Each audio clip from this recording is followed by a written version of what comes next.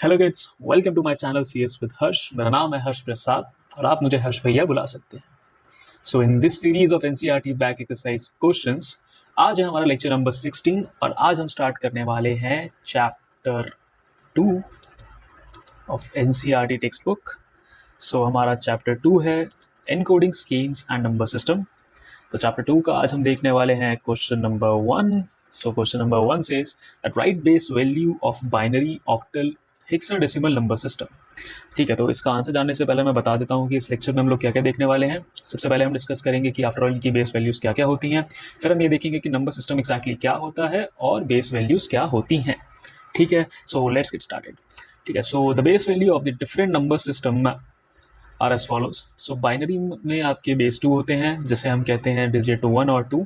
ठीक है, ऑक्टल में बेस 8 होता है which uses digit from 0 to 7 and hexadecimal में आपका बेस 16 होता है that uses digit from 0 to 9 और 10 से 15 तक जो आगे के 6 हैं उन्हें हम A to F से रिप्रेजेंट करते हैं। ठीक है, तो बाइनरी में बेस 2 क्यों होता है कि बाइनरी जो है आपकी 2 बिट डेटा लेती है, तो 2 बिट डेटा को हम लोग 0 और 1 से रिप्रेजेंट करते हैं। ठीक है, अगेन ऑक्टल में आपकी 8 वैल्यूज़ लेता है वो ऑक्टल सिस्टम में। So that ranges from 0 1 2 3 4 5 6 and 7। तो इन सबको मिला के ये आपका बनता है। सो वो 8 बिट का डेटा होता है, I mean not 8 bit, I say that will say yes 8 bit का डेटा होता है which can take 2 raised to the power 8 characters, जो कि आपका बनता है somewhere, if I'm not wrong, 256 maybe I can, but हाँ वो इतना डेटा लेता है। सो हम उससे कहाँ से कहाँ तक रिप्रेजेंट कर सकते हैं, that is from 0 to 7। Similarly hexadecimal में इट रेंजेस फ्रॉम 0 1 2 3 4 5 6 7 8। ठीक है, 7 तक तो सेम चलता है, फिर 8 भी आता है, 9 आता है, यहाँ तक सारे नंबर्स रहते हैं और उसके बाद जो हम होता है A B C D E and F से रिप्रेजेंट करते हैं विच इज़ 10 11 12 13 14 15। इनको हम इन नंबर्स को हम इन अल्फ़ाबेट से रिप्रेजेंट करते हैं। सो ये 16 बिट ऑफ डेटा लेता है that is represented from 0 to 15। ठीक है, सो ये तो था इस क्वेश्चन का जवाब, बट अब हम थोड़ा एक्स्ट्रा भी देखेंगे। सो एक्स्ट्रा ये है कि आफ्टर ऑल नंबर सिस्टम होता क्या है। सो नंबर सिस्टम हम बोलते हैं it is a system basically, और it is a system which tells you that how you should or how we should represent numbers। ठीक है, हाँ इतना ही, how you should represent numbers in a system, ये कह सकते हैं। तो नंबर सिस्टम हमें ये बताता है कि किसी भी वैल्यू को हमें एग्जैक्टली किस तरीके से रिप्रेजेंट करना चाहिए। ठीक है, अगेन हम लोग जो है हम 25 को डायरेक्ट लू और 5 लिख के रिप्रेजेंट कर लेते हैं, बट कंप्यूटर के लिए ये चीज़ दूसरी हो जाती है।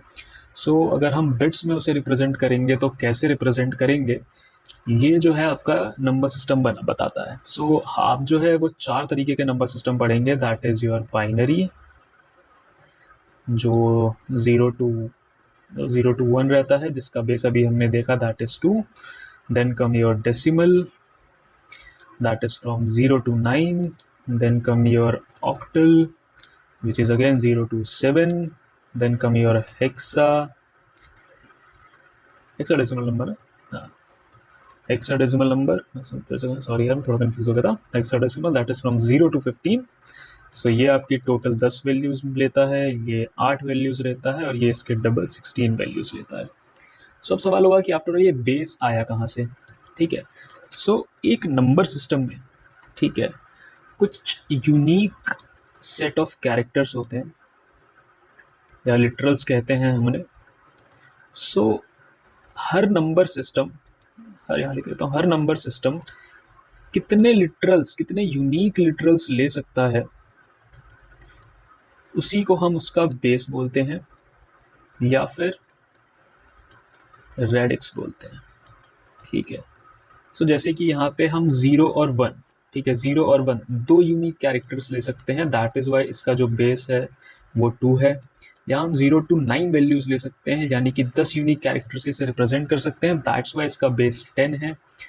यहाँ पे हम 0 to 7 8 में कर सकते हैं, दैट्स वाई इसका बेस 8 है, एंड सिमिलरली इसका बेस 16 है, बेस 16 है। ठीक है, तो समझ गए वो कि नंबर सिस्टम हम किसे कहते हैं और किस तरीके से हम बेस को रिप्रेजेंट करते हैं हर नंबर सिस्टम का।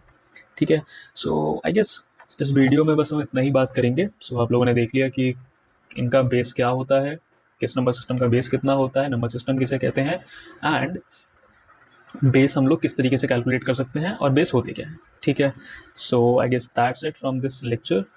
आगे आने वाली वीडियो में हम बाकी क्वेश्चंस को डिस्कस करेंगे और बाकी जो कंसेप्ट है इस चैप्टर के हम वो डिस्कस करेंगे। So thanks for watching guys. अगर वीडियो पसंद आई हो तो लाइक करना, कोई डाउट हो तो प्लीज़ कमेंट सेक्शन में तुम पूछ सकते हो, या कोई चीज़ मिस कर दी हो तो वही बता सकते हैं, and please share this with your friends, क्योंकि ये चीज़ें शेयर करनी चाहिए। सो फाइनली हम लोगों ने अपना चैप्टर 2 स्टार्ट कर दिया है, सो congratulations, and keep in touch with this series. ठीक है, अभी ये सीरीज़ थोड़ी लंबी चलने वाली है जब तक हम सारे के सारे लेक्चर्स, सारे के सारे चैप्टर्स कंप्लीट नहीं कर लेते। So I will see you in next lecture. मिलते हैं अगले वीडियो में, तब तक के लिए टेक केयर गाइस।